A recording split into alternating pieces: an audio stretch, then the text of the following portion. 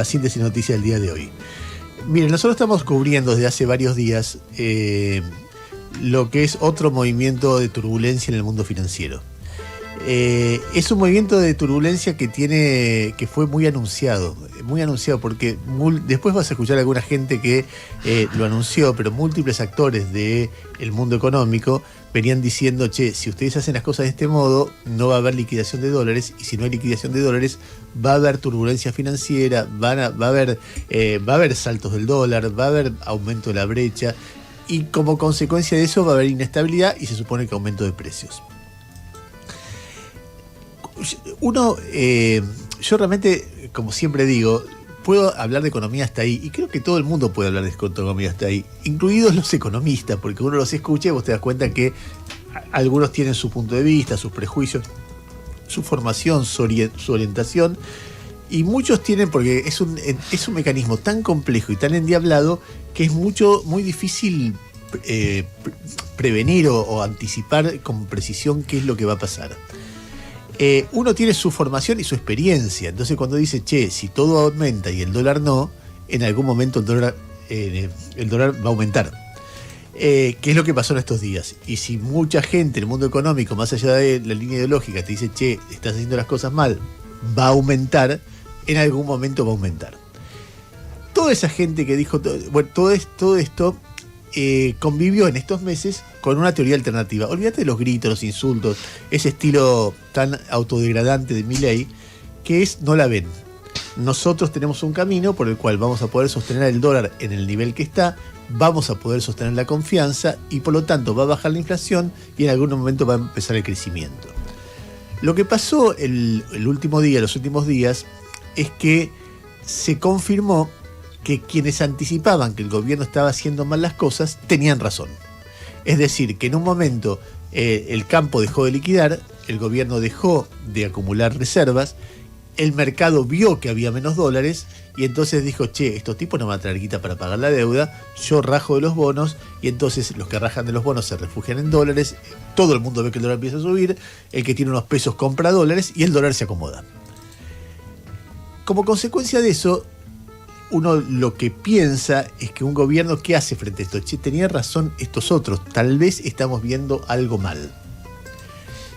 Lo que hace el gobierno es todo lo contrario, dice, no, siguen equivocados, nosotros vamos a seguir con nuestra línea.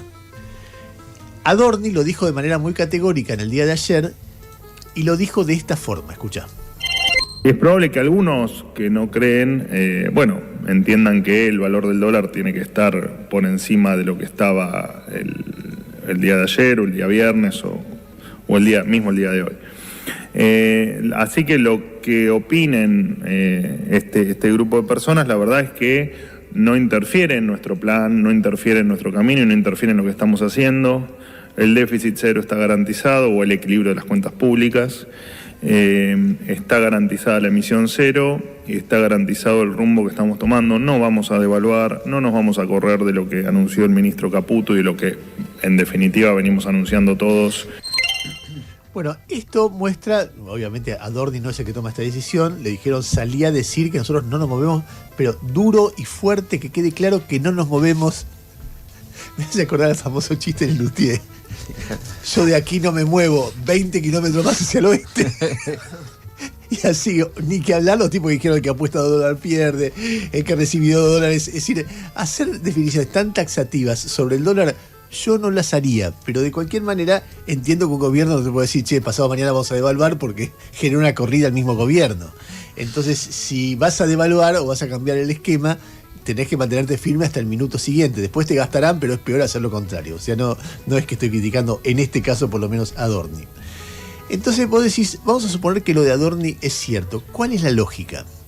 Porque todo el tiempo yo pensaba ayer, ¿qué está pensando el gobierno? Porque la realidad te está diciendo, che, flaco, no es que es un grupo de gente que cree distinto. No, te están diciendo, está mal, no estás acumulando dólares, nos vamos de acá.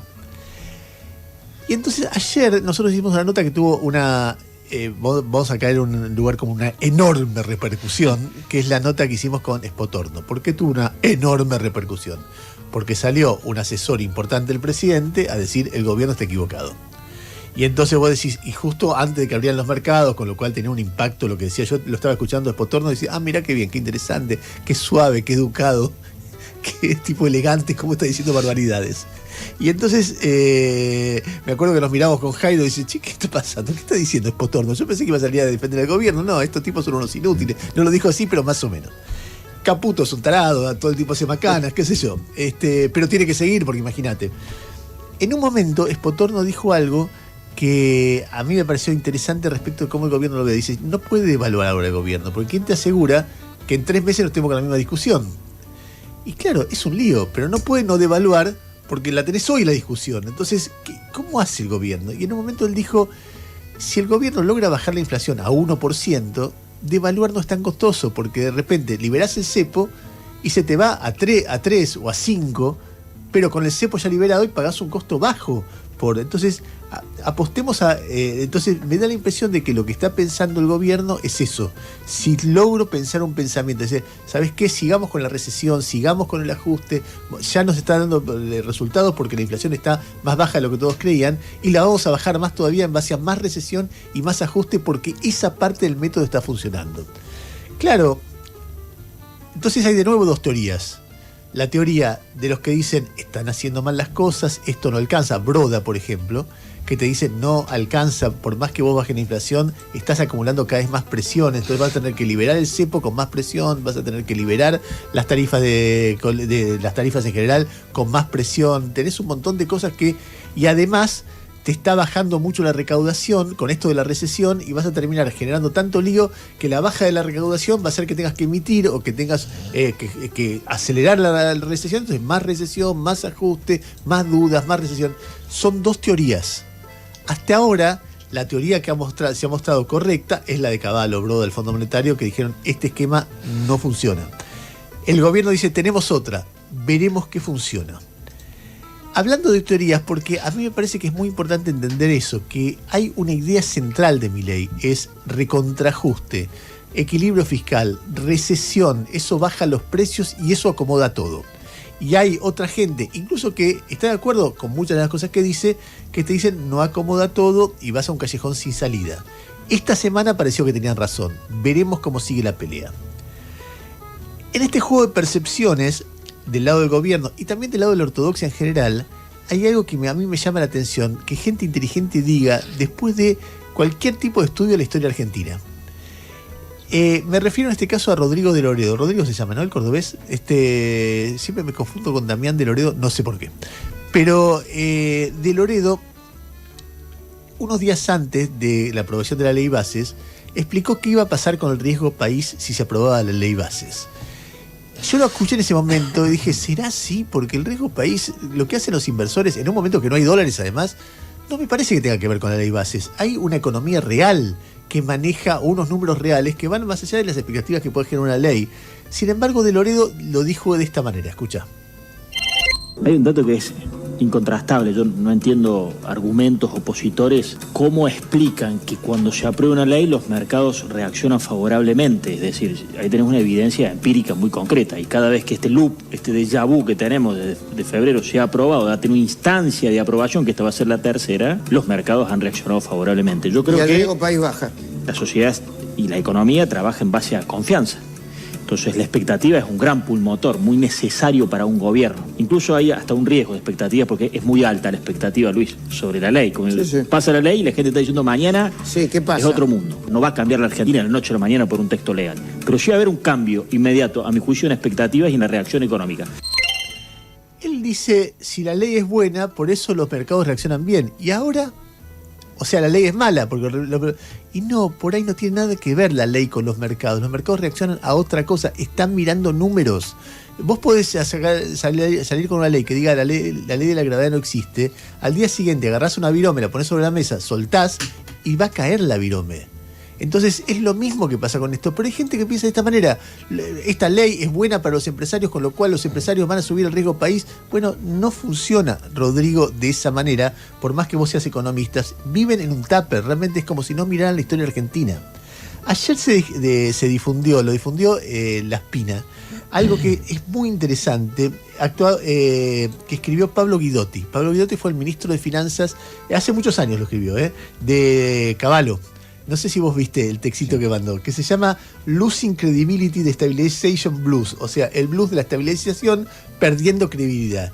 ¿Y qué dice? Dice que los programas de estabilización como estos, basados en el tipo de cambio, la credibilidad habitualmente tiene un patrón de tiempo determinado. Dice, al principio sube cuando hay una ancla nominal, o sea, el dólar se queda quieto, y entonces genera como esperanza y una sensación de estabilidad, y hay como, parece que hay una solución permanente, y que los problemas fiscales se resolvieron, etc. Después, cuando se aprecia en términos reales y los problemas fiscales no están totalmente resueltos, la credibilidad del programa cae, y muchas veces de manera muy precipitada.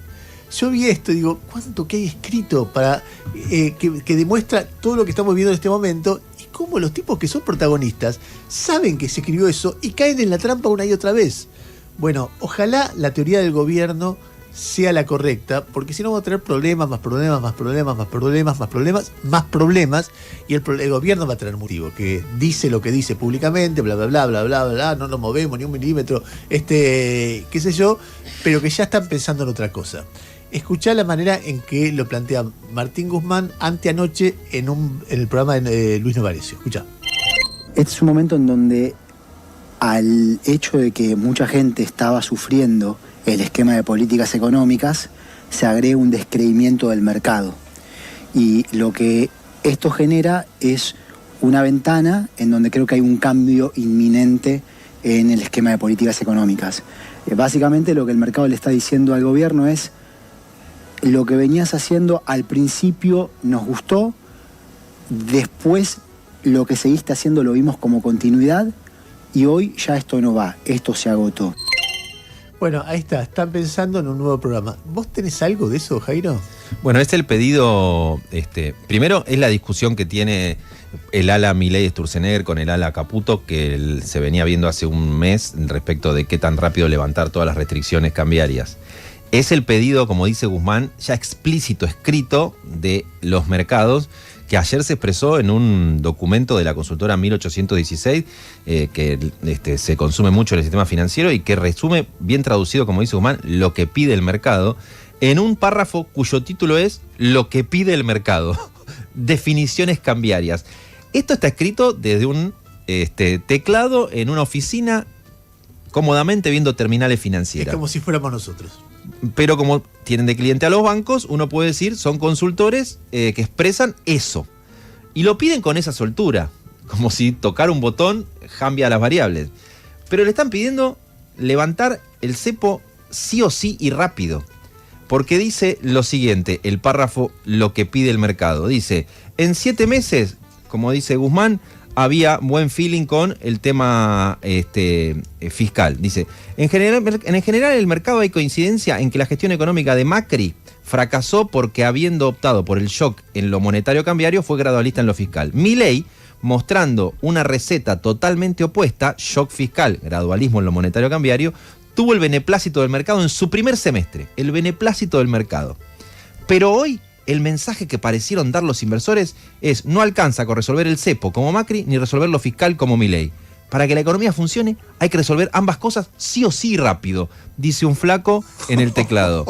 Lo que digo es, traduciendo, le están diciendo levantar las restricciones, y que creo que ahí tiene razón el gobierno cuando dice: me estás pidiendo algo que no puedo hacer, pues no tengo un dólar. Déjame, quiero ver, qué sé yo. La pregunta es la consecuencia de atarte al humor del mercado. No es lo que está pidiendo el fondo, ni lo que dice Cavallo. O sea, ¿qué ese es el lío que también tiene un gobierno? ¿Cómo hago? Porque da la impresión de que Milei lo ha dicho, es muy loco leer a Milei profundamente, porque vos ves señales de lo que está haciendo. En alguno de los discursos que está en su último libro, el tipo dice, hay una cuestión de timing. Si yo voy demasiado rápido, me la pego, y si voy demasiado lento, me la pego. Entonces tengo que desarmar un lío mientras voy resolviendo otro. Entonces, mientras bajo la inflación, de a poquito voy desregulando, y a partir de ahí junto dólares. Claro, en ese timing es muy difícil de hacerlo. El punto que yo no entiendo cómo ellos responden, y no lo he conseguido que me respondan, es: Vos no levantás el cepo porque decís que si yo libero todo, el dólar se me puede ir, porque reflejaría otro precio. Se va a 1.500. Si entonces refleja otro precio, no es lógico que vos me digas que este precio de subir 2% por mes es el razonable. Una cosa y la otra, no entiendo cómo hacen juego. Si vos no levantás el cepo, se te va, este dólar no es el razonable. ¿Qué sé yo? Es que este dólar no es el razonable. No sé. Es muy evidente que pasa eso. Ahora, ¿cómo llegás a un dólar razonable sin que... Porque además Milei debe ver si a mí hay otro fogonazo inflacionario, me lleva puesto la imagen, ya no tengo que explicar, y encima se extiende la recesión, no me garantiza que en 4 meses estemos en la misma situación, mi credibilidad cae y mi poder por ordenar la economía también cae porque cae mi credibilidad. Si mantengo así, es como el cepo, como una cosa de forceps. Es muy finito el camino que tiene cualquier Alguien gobierno de todo ese universo de asesores que habilita el gobierno ayer me dijo, el gobierno va a levantar el cepo cuando haya casi nada de pesos en la calle para que el salto sea lo más bajo posible. Más recesión. Eso es lo que se traduce, ajuste fiscal y recesión. Claro, pero de repente vos en ese contexto no te da el equilibrio fiscal porque te bajó mucho la recaudación. O sea, es un mecanismo endiablado. Para salir de ese laberinto requiere tiempo, requiere que no te pelees con todo el mundo, que no te pelees con Brasil, que no viajes tanto porque de repente tenés que estar ocupado de cosas que son muy sutiles en el día a día, segundo negociaciones, un montón de cosas. En cualquier caso, estamos hablando de dilemas de un gobierno en un área donde todos los gobiernos tuvieron dilemas, donde todos los gobiernos tuvieron mucho lío. Quizá este sea el más insensible de todos estos gobiernos y muestra que esa insensibilidad es un valor. Para mí es un costado que habla muy mal de las personas que sacan pecho con este tipo de cosas, pero bueno, en todo caso es una cuestión de valores. Déjenme hablando